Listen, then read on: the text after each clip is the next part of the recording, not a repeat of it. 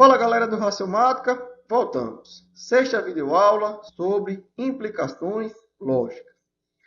Por que esse assunto é tão longo? Porque ele é muito rico em detalhes. E como eu disse a vocês, não vou deixar vocês serem surpreendidos na hora da sua prova. Nós vamos ver tudo que há para ver. Vamos à aula. Galera, nós finalizamos a aula passada falando sobre o dilema construtivo. Professor, eu nunca vi isso na minha vida. Tenham calma, pessoal. Isso não é difícil. Exige um pouco de memorização da estrutura? Exige. Mas é difícil de entendê-la? Não. A estrutura é formada por 3 premissas e uma conclusão. A primeira e a segunda premissas são condicionais. Entendam, qual é a condição para que a proposição E ocorra? É que a proposição P ocorra. Qual é a condição para que a proposição S aconteça? É que a proposição R aconteça. A terceira premissa vem e nos diz, olhe, pessoal, P ou R aconteceu. Então, se uma das condições aconteceu, nós só podemos ter como conclusão desse conjunto de premissas uma das conclusões, Q ou S, das premissas iniciais. Então vejam, não é difícil. Nós temos 2 condições. Uma terceira premissa diz que uma das condições vai acontecer. Então nós só podemos ter uma das conclusões possíveis, Q ou S. Isso é o dilema construtivo. Observe que essa estrutura do dilema construtivo é semelhante ao modus ponens. O dilema construtivo é uma versão disjunta do modus ponens. Então, se entendeu o modus ponens, não vai sentir dificuldade para entender o dilema construtivo. Por isso que eu estou dando o curso de forma sequencial, construindo o raciocínio com vocês. Vamos fazer mais uma questão de aplicação desse assunto? Secretaria de Administração Penitenciária do Estado de São Paulo para Executivo Público. Considere verdadeiras as seguintes afirmações. Se João emite pareceres técnicos e elabora relatórios, então ele exerce o cargo de executivo público. Se Ana executa exames médicos e emite diagnósticos, então ela exerce o cargo de clínico geral. João emite pareceres técnicos e elabora relatórios, ou Ana executa exames médicos e emite diagnósticos. Decorre correntemente dessas afirmações que, ou seja, qual é a conclusão que a gente pode extrair a partir dessas afirmações? Vamos entender? Vocês observaram quais são as premissas que a questão nos trouxe? Ela trouxe 2 condicionais e trouxe uma disjunção. Eu sempre aconselho a identificar as proposições simples que compõem as premissas. Por quê? Quando nós identificamos as proposições simples, nós conseguimos transformar a linguagem corrente da questão na linguagem lógica.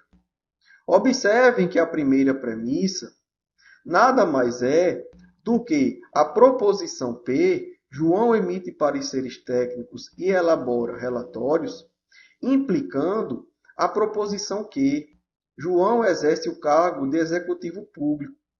Da mesma forma que a premissa número 2 pode ser escrita como sendo R implica S.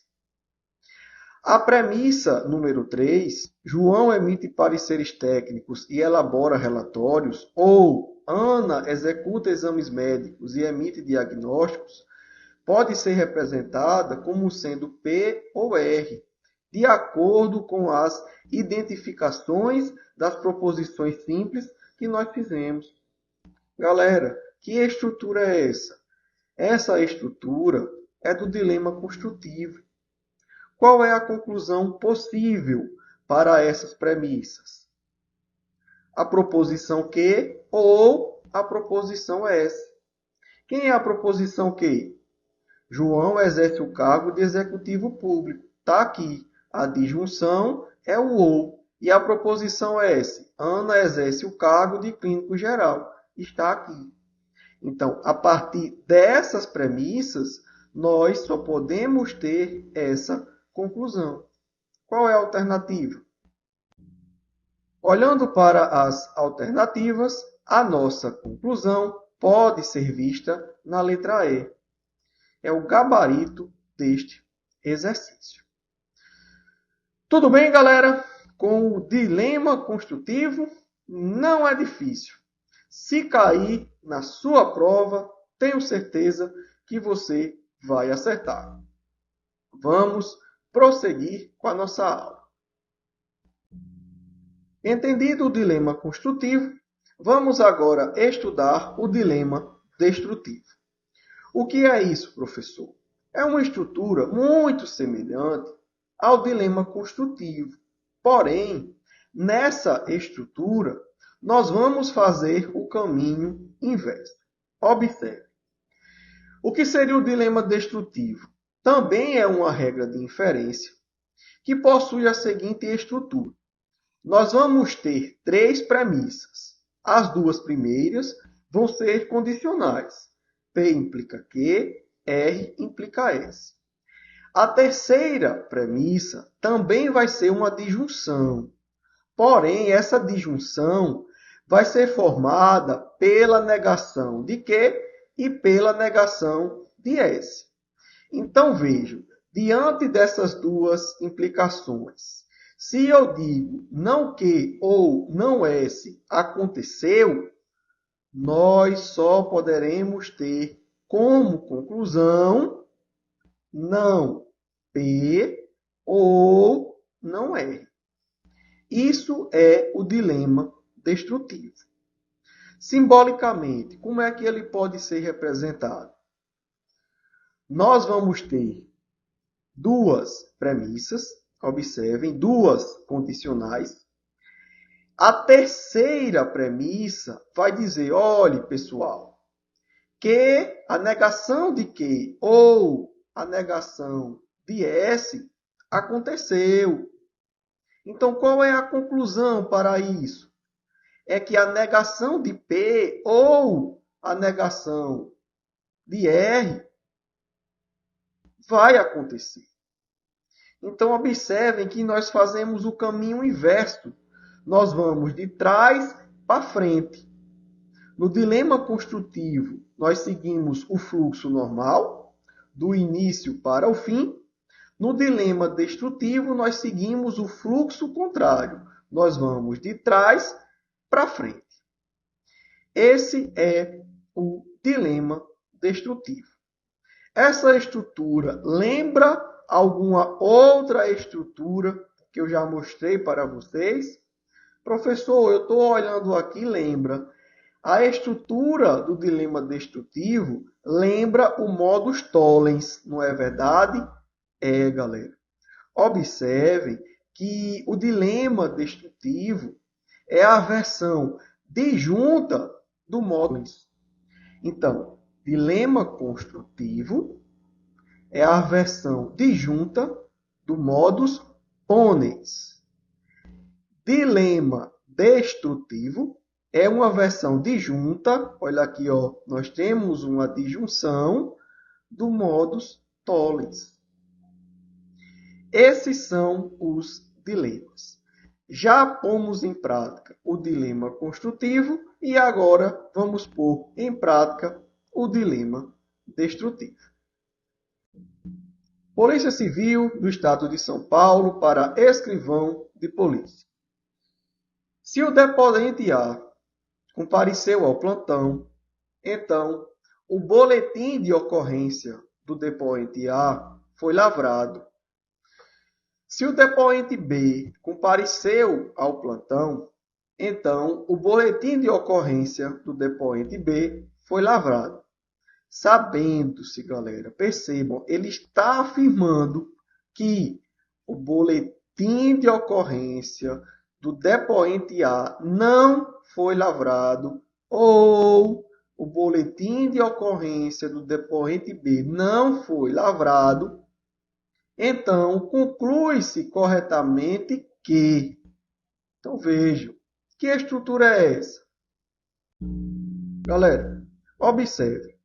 As premissas trazem duas condicionais e uma disjunção.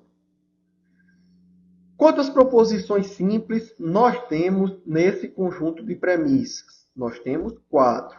A proposição P, a proposição Q, a proposição R e a proposição S. Então, simbolicamente, como essas premissas podem ser representadas?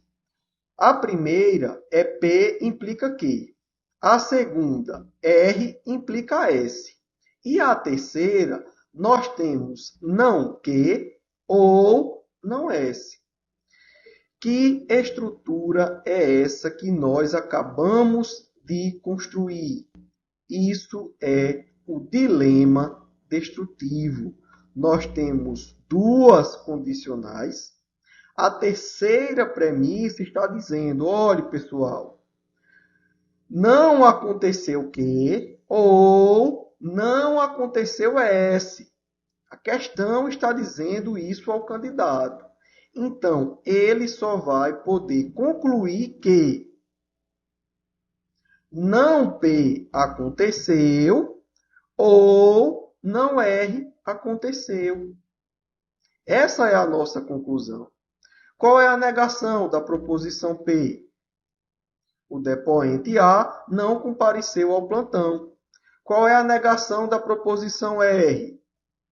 O depoente B não compareceu ao plantão. Então, essa é a nossa conclusão.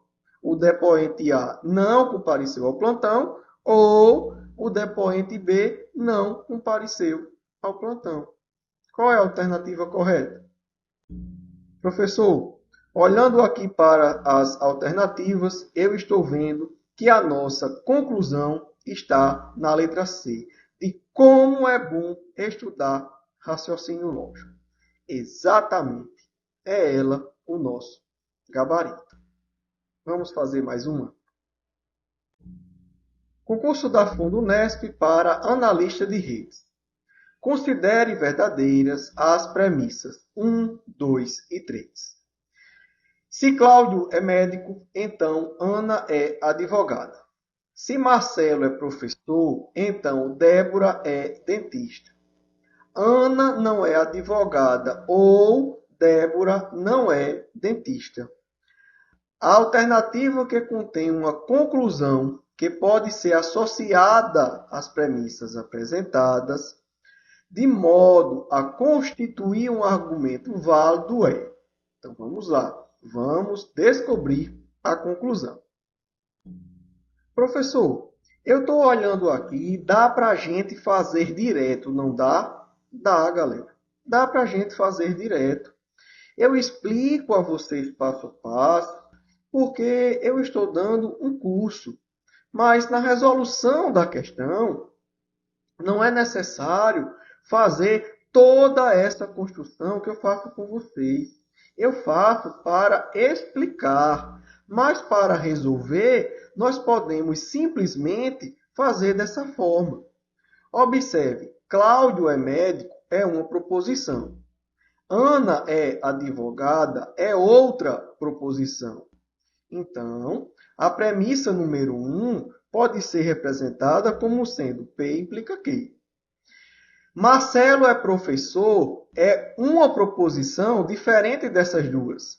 Da mesma forma que Débora é dentista. Então, observe, nós temos mais duas proposições. R implica S. Na terceira premissa, nós temos Ana não é advogada, ou seja, nós temos a negação da proposição que. Ou Débora não é dentista, ou seja, nós temos a negação da proposição S. Olha só que legal. Nós temos duas condicionais, uma terceira premissa dizendo que a negação de que aconteceu ou a negação de S aconteceu. Isso caracteriza a estrutura do dilema destrutivo. Então, nós só podemos concluir a partir dessas premissas a negação de P ou a negação de R.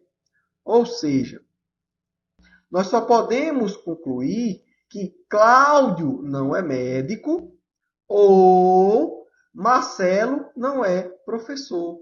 A negação da proposição P ou a negação da proposição R. Qual é a alternativa que traz essa conclusão? É a letra D, de questão dada.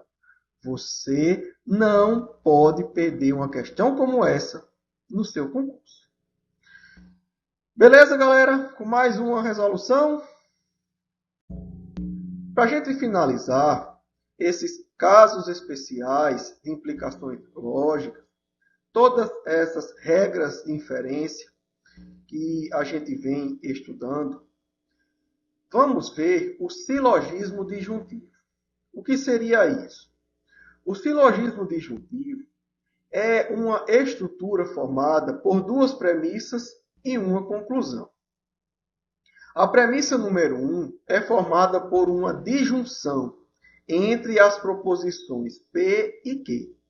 A premissa número 2 vai ser a negação da proposição P, e diante dessas duas premissas, nós só temos uma conclusão possível para que o argumento seja válido.